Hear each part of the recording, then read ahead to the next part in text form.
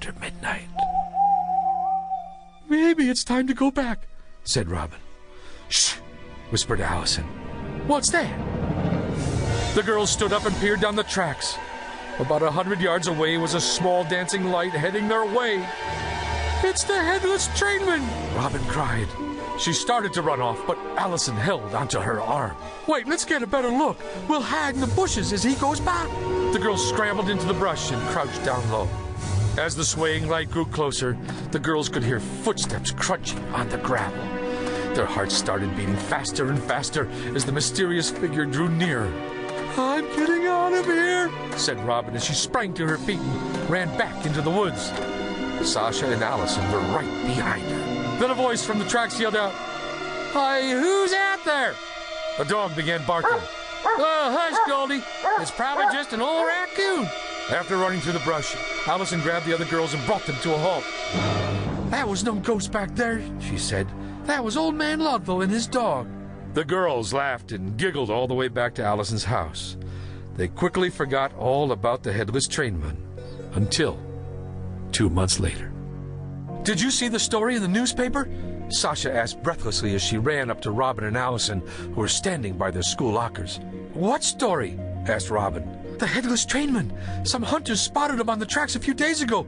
Here, read it yourself." The girls eagerly pored over the story. It stated that during a late-night rainstorm, 2 local hunters were hurrying back to their pickup truck when they saw a man holding a lighted lantern running down the tracks. They swear that as he neared them, it looked as though he had no head. Then he disappeared into thin air. "I think he's real," declared Sasha. "I told you he existed," said Robin. "Maybe so, but I want to see him for myself before I believe it," said Allison. "We can't keep going out late at night hoping he shows up," said Robin. "Besides, it gets a little scary out there." "Maybe one of the reasons we didn't see him was because he only comes out on stormy nights," said Sasha. "We need to wait for the right time." "Oh, great," said Robin. "Do we really want to be out there in the rain?" "It's bound to rain one of these weekends," said Allison. "And when it does, you can spend the night at my house, and we'll go from there. But I've got another idea that might help. Why don't we give him a head?" "What are you talking about?" asked Robin. "I get it," said Sasha. "The Headless Trainman is probably out looking for his head, so we'll make him one out of paper mache and take it with us," Allison added. "Maybe he'll at least want to try it out." "Try it on," said Robin. "You think we're going to walk around with a head in our hands looking for a ghost?" "Why not?" said Allison. "If nothing else, it'd be fun making the head, and we'll have a story to tell someday. Let's make a promise not to mention this to anyone until after we find him."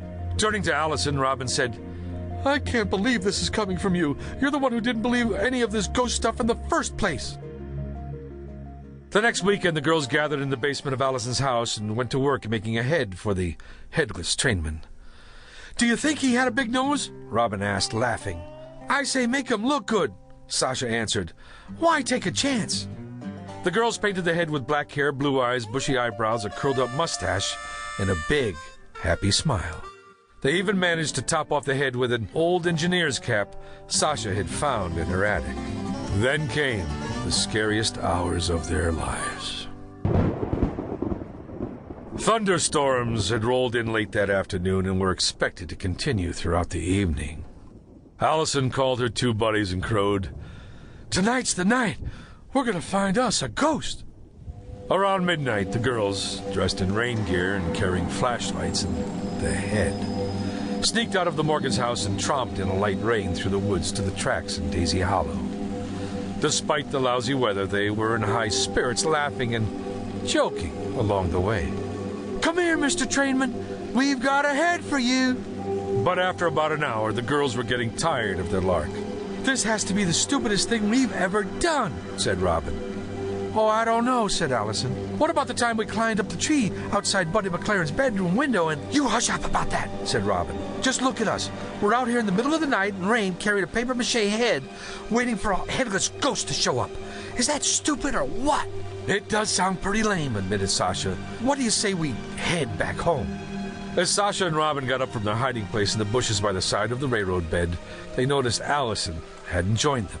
"Allison, aren't you coming with us?" asked Sasha. Allison didn't answer. She was staring at something down the trail.